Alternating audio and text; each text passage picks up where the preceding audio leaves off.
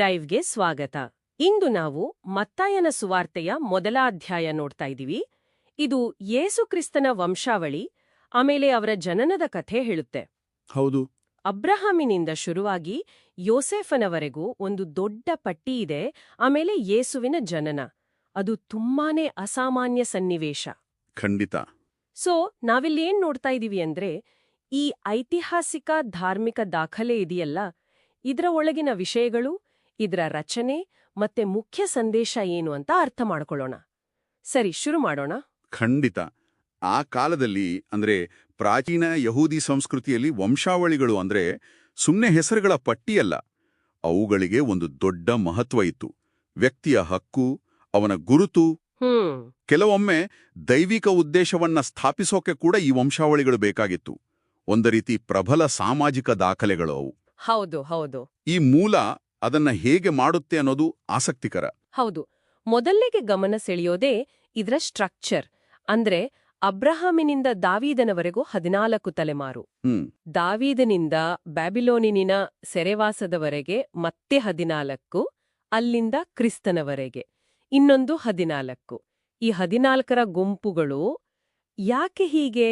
ಸುಮ್ನೆ ನೆನಪಿಡೋಕ್ ಸುಲಭ ಅಂತನಾ, ಅಥವಾ ಬೇರೇನಾದ್ರೂ ಅರ್ಥ ಇದೆಯಾ? ಅದು ಗಮನಿಸಬೇಕಾದ ಅಂಶ.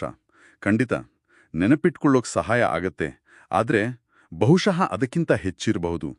ದಾವೀದನ ಹೆಸರಿದೆಯಲ್ವಾ, ಅದರ ಹೀಬ್ರೂ ಅಕ್ಷರಗಳ ಸಂಖ್ಯಾತ್ಮಕ ಮೌಲ್ಯ 14 ಆಗತ್ತೆ. ಓ ಹೌದಾ? ಹೌದು. ಸೊ ಇದು ಯೇಸು ದಾವೀದನ ವಂಶದವನು ಅಂತ ಒತ್ತಿ ಹೇಳೋಕೆ ಬಳಸಿದ ಒಂದು ಸಾಂಕೇತಿಕ ವಿಧಾನ ಇರಬಹುದು. ಒಂದು ರೀತಿ ಇತಿಹಾಸವನ್ನೇ ಒಂದು ದೈವಿಕ ಪ್ಲಾನ್ನ ಭಾಗವಾಗಿ ತೋರಿಸೋ ಪ್ರಯತ್ನ. Wow, interesting.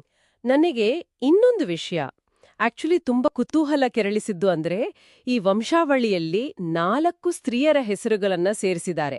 ತಾಮಾರ, ರಹಾಬಳು, ರೂತಳು ಮತ್ತೆ ಊರಿಯನ ಹೆಂಡತಿ ಅಂತ. ಹೌದು, ಬತ್ಷೆಬಾ. ಹೌದು. ಸಾಮಾನ್ಯವಾಗಿ ಆ ಕಾಲದ ವಂಶಾವಳಿಗಳಲ್ಲಿ ಹೀಗೆ ಹೆಣ್ಣು ಮಕ್ಕಳ ಹೆಸರು ಬರೋದಿಲ್ಲ ಅಲ್ವಾ? ಇದು ತುಂಬಾನೇ ಅಸಾಮಾನ್ಯ. ನಿಜಕ್ಕೂ ಅಸಾಮಾನ್ಯ. ಮತ್ತು ಬಹುಶಃ ಉದ್ದೇಶಪೂರ್ವಕವಾಗಿಯೇ ಸೇರಿಸಿರ್ಬೋದು. ಯಾಕಂದ್ರೆ ಈ ಮಹಿಳೆಯರ ಕಥೆಗಳನ್ನ ನೋಡಿದ್ರೆ ಅವು ಅಂದಿನ ಸಮಾಜದ ನಿರೀಕ್ಷೆಗಳಿಗೆ ತಕ್ಕ ಹಾಗೆ ಇರಲಿಲ್ಲ. ಕೆಲವು ವಿವಾದಾತ್ಮಕ ಕೂಡ. ಸೊ ಅವ್ರನ್ನಲ್ಲಿ ಸೇರಿಸೋದ್ರಿಂದ ಬಹುಶಃ ಬರ್ದವ್ರು ಹೇಳಕ್ ಹೊರಟಿರೋದು ಏನು ಅಂದ್ರೆ, ದೇವರ ಪ್ಲಾನ್, ದೇವರ ಅನುಗ್ರಹ ಇದೆಯಲ್ಲ, ಅದು ಕೆಲವೊಮ್ಮೆ ನಾವು ಅಂದುಕೊಳ್ಳದ ದಾರಿಗಳಲ್ಲಿ ಸ್ವಲ್ಪ ಗೊಂದಲದ ಇತಿಹಾಸದ ಮೂಲಕನೂ ಕೆಲಸ ಮಾಡುತ್ತೆ ಅಂತ. ಇದು ಮರಿಯಳ ಅಸಾಮಾನ್ಯ ಗರ್ಭಧಾರಣೆಗೆ ಓದುಗರನ್ನ ಒಂದು ರೀತಿ ತಯಾರು ಮಾಡುವ ಹಾಗೆ ಕೂಡ ಇರಬಹುದು. ಓಹೋ, ಸರಿ ಸರಿ, ಇದು ಅರ್ಥ ಆಯ್ತು. ಈ ವಂಶಾವಳಿಯ ನಂತರ ಕಥೆ ನೇರವಾಗಿ ಯೇಸುವಿನ ಜನನಕ್ಕೆ ಹೋಗುತ್ತೆ. ಹೌದು. ಮರಿಯಳು ಯೋಸೇಪನಿಗೆ ಎಂಗೇಜ್ ಆಗಿರ್ತಾಳೆ. ಆದ್ರೆ ಅವರು ಕೂಡಿ ಬರೋ ಮುಂಚೆನೆ ಪವಿತ್ರಾತ್ಮನಿಂದ ಗರ್ಭಿಣಿ ಅಂತ ಗೊತ್ತಾಗುತ್ತೆ. ಇಲ್ಲಿ ಯೋಸೇಫನ ರಿಯಾಕ್ಷನ್ ಅದು ಮುಖ್ಯ. ಅವನನ್ನ ನೀತಿವಂತ ಅಂತ ಕರೆಯಲಾಗಿದೆ. ಹೌದು, ಆ ನೀತಿವಂತ ಅನ್ನೋ ಪದ ಇಲ್ಲಿ ಬಹಳ ಮುಖ್ಯ. ಅಂದ್ರೆ ಕೇವಲ ಕಾನೂನನ್ನ ಅಕ್ಷರಶಃ ಪಾಲಿಸೋನು ಅಂತಲ್ಲ, ಅವನಲ್ಲಿ ಕರುಣೆ, ವಿವೇಚನೆ ಎರಡೂ ಇತ್ತು. ಯಾಕಂದ್ರೆ ನೋಡಿ, ನಿಶ್ಚಿತ ವಧು ಮದುವೆಗೆ ಮುಂಚೆ ಗರ್ಭಿಣಿಯಾಗೋದು ಅಂದಿನ ಸಮಾಜದಲ್ಲಿ ಅದು ದೊಡ್ಡ ಅಪಮಾನ. ಹೌದು. ಕಾನೂನು ಪ್ರಕಾರ ಶಿಕ್ಷೆಗೂ ಗುರಿಪಡಿಸಬಹುದಿತ್ತು. ಆದ್ರೆ ಯೋಸೆಫ್ ಏನ್ ಮಾಡ್ತಾನೆ, ಅವಳನ್ನ ಪಬ್ಲಿಕ್ ಆಗಿ ಅವಮಾನ ಮಾಡೋದು ಬೇಡ ಅಂತ ಸೈಲೆಂಟ್ ಆಗಿ ಬಿಟ್ಬಿಡೋಣ ಅಂತ ಯೋಚಿಸ್ತಾನೆ. ಇದು ಅವನ ಆ ನೀತಿವಂತಿಕೆ. ಆದ್ರೆ ಅವನ ಪ್ಲಾನ್ ಚೇಂಜ್ ಆಗತ್ತೆ ದೈವಿಕ ಹಸ್ತಕ್ಷೇಪದಿಂದ. ಎಕ್ಸಾಕ್ಟ್ಲಿ. ಕನ್ಸಲ್ಲಿ ದೇವದೂತ ಬಂದು ಮರಿಯಳನ್ನ ಸ್ವೀಕರಿಸು ಅಂತ ಹೇಳ್ತಾನೆ. ಆಮೇಲೆ ಹುಟ್ಟೋ ಮಗುವಿಲೆ ಯೇಸು ಅಂತ ಹೆಸರಿಡುವಂತನೂ ಹೇಳ್ತಾನೆ. ಹೌದು, ಯೇಸು ಅಂದ್ರೆ ತನ್ನ ಜನರನ್ನು ಅವರ ಪಾಪಗಳಿಂದ ರಕ್ಷಿಸುವನು ಅಂತ ಅರ್ಥ. ಇಲ್ಲಿ ಇನ್ನೊಂದು ಮುಖ್ಯವಾದ ವಿಷಯ ಇದೆ, ಅದನ್ನು ಗಮನಿಸಲೇಬೇಕು. ಈ ಇಡೀ ಘಟನೆಯನ್ನ ಹಳೆಯ ಒಡಂಬಡಿಕೆಯಲ್ಲಿರೋ ಒಂದು ಪ್ರವಾದನೆಗೆ ನೇರವಾಗಿ ಲಿಂಕ್ ಮಾಡಲಾಗಿದೆ. ಓ ಹೌದು. ಈಗ ಒಬ್ಬ ಕನ್ಯೆಯು ಗರ್ಭಿಣಿಯಾಗಿ ಅದೇ ಒಬ್ಬ ಮಗನನ್ನು ಹೆರುವಳು, ಆತನಿಗೆ ಇಮ್ಮಾನುವೇಲ್ ಎಂದು ಹೆಸರಿಡುವರು ಅಂತ. ಇಮ್ಮಾನುವೇಲ್ ಅಂದ್ರೆ ದೇವರು ನಮ್ಮ ಸಂಗಡ ಇದ್ದಾನೆ. ಸೊ ಇದು ಕೇವಲ ಒಂದು ಪವಾಡ ಅಲ್ಲ, ಇದು ತುಂಬಾ ಸಮಯದಿಂದ ಕಾಯ್ತಿದ್ದ ಒಂದು ದೈವಿಕ ಯೋಜನೆಯ ನೆರವೇರಿಕೆ ಅಂತ ಸ್ಥಾಪಿಸೋ ಪ್ರಯತ್ನ ಇದು. ಹಾಗಾದ್ರೆ ಒಟ್ಟಾರೆಯಾಗಿ ಈ ಅಧ್ಯಾಯದಿಂದ ನಾವು ಏನ್ ಕಲಿಬಹುದು? ಮುಖ್ಯವಾದ ಒಳನೋಟಗಳೇನು? ಆಕ್ಚುಲಿ 2 ಮುಖ್ಯ ವಿಷಯಗಳು ಸ್ಪಷ್ಟವಾಗಿ ಕಾಣಿಸುತ್ತವೆ. ಒಂದು, ಯೇಸುವನ್ನ ಇಸ್ರಾಯೇಲಿನ ಇತಿಹಾಸದ ದೊಡ್ಡ ವ್ಯಕ್ತಿಗಳಾದ ಅಬ್ರಹಾಂ, ದಾವೀದರ ವಂಶಕ್ಕೆ ಸೇರಿಸೋದು. ಆ ಮೂಲಕ ಅವರಿಗೆ ಒಂದು ಐತಿಹಾಸಿಕ ರಾಜವಂಶೀಯ ಸ್ಥಾನಮಾನ ಕೊಡೋದು. ಸರಿ.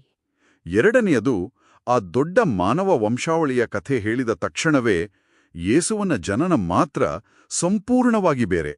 ಅದು ದೈವಿಕ ಹಸ್ತಕ್ಷೇಪದಿಂದ ಆಗಿದ್ದು, ಪ್ರವಾದನೆಗಳನ್ನು ನೆರವೇರಿಸುವ ಒಂದು ಯುನೀಕ್ ಘಟನೆ ಅಂತ ತೋರಿಸೋದು. ಅಂದ್ರೆ ಮಾನವ ಇತಿಹಾಸದ ಕಂಟಿನ್ಯೂಯೇಷನ್ನಲ್ಲೇ ಒಂದು ಹೊಸ ದೈವಿಕ ಆರಂಭ. ಕರೆಕ್ಟ್. ಅದನ್ನೇ ಇದು ಸೂಚಿಸುತ್ತೆ. ಇದು ಮಾನವ ಮತ್ತು ದೈವಿಕ ಸೇರುವ ಕಥೆಯನ್ನ ಬಹಳ ಚೆನ್ನಾಗಿ ಹೇಳುತ್ತೆ. ಖಂಡಿತ. ಈಗ ಈ ಆಳವಾದ ಅಧ್ಯಯನ ಮುಗಿಸೋ ಮೊದಲು ಕೇಳುಗರು ಯೋಚಿಸ್ಲಿಕ್ಕೆ ಒಂದು ಪ್ರಶ್ನೆ ಬಿಡೋಣವೇ? ಖಂಡಿತ, ಹೇಳಿ. ಯೋಸೇಪನ ಆರಂಭಿಕ ಗೊಂದಲ ನೋಡಿ. ಕಾನೂನು ಪಾಲಿಸ್ಬೇಕಾ, ಕರುಣೆ ತೋರಿಸ್ಬೇಕಾ, ಸಮಾಜ ಏನ್ ಹೇಳತ್ತೆ ಅನ್ನೋ ಒತ್ತಡ, ಇದೆಲ್ಲದರ ನಡುವೆ ಅವನು ತೊಳ್ಳಾಡ್ತಾನೆ. ಆಮೇಲೆ ದೇವರಿಂದ ಸಂದೇಶ ಬಂದ ತಕ್ಷಣ ಅದಕ್ಕೆ ಸಂಪೂರ್ಣವಾಗಿ ವಿಧೇಯನಾಗ್ತಾನೆ. ಸೊ ಈ ಒಂದು ಸನ್ನಿವೇಶ ಅಂದ್ರೆ ತುಂಬನೇ ಗೊಂದಲದ ವೈಯಕ್ತಿಕ ಬಿಕ್ಕಟ್ಟಿನ ಸಮಯದಲ್ಲಿ ನಮ್ಮ ತರ್ಕ, ದೈವಿಕ ಮಾರ್ಗದರ್ಶನ ಮತ್ತೆ ನಮ್ಮ ನೈತಿಕ ಆಯ್ಕೆಗಳು ಇವುಗಳ ನಡುವಿನ ಸಂಬಂಧ ಎಷ್ಟು ಸಂಕೀರ್ಣವಾಗಿದೆ ಅನ್ನೋದರ ಬಗ್ಗೆ ಈ ಕತೆ ನಮ್ಗೇನಾದ್ರೂ ಹೇಳುತ್ತಾ? ಇದರ ಬಗ್ಗೆ ಕೇಳುಗರು ಯೋಚಿಸಬಹುದು.